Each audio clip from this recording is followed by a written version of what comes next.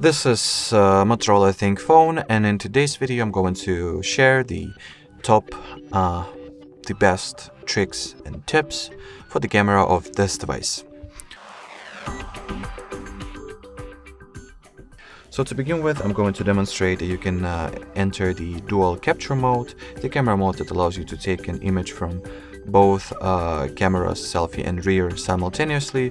So simply swipe the modes list to your right, enter the More section, and enable the dual capture mode. In this mode you can both make photos and videos from both cameras simultaneously.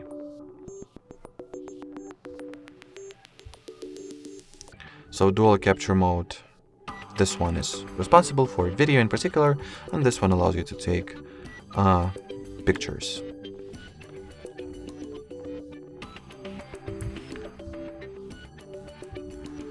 Alrighty, the next tip or mode even that I wanted to show you today, it is the high resolution mode. So basically, or ultra resolution, as it is called.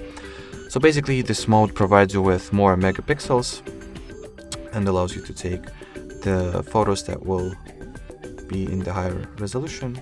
Thus, we'll have more details, but on the downside, they will occupy a little more storage space.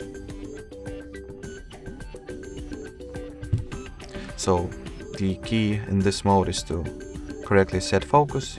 I didn't manage to do so on this photo, so let me try it one more time.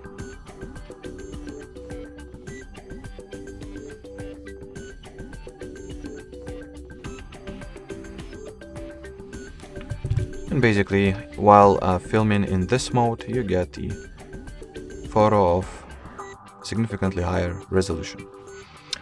Alrighty, the next option you can access from the settings. It is called the tap anywhere to capture option.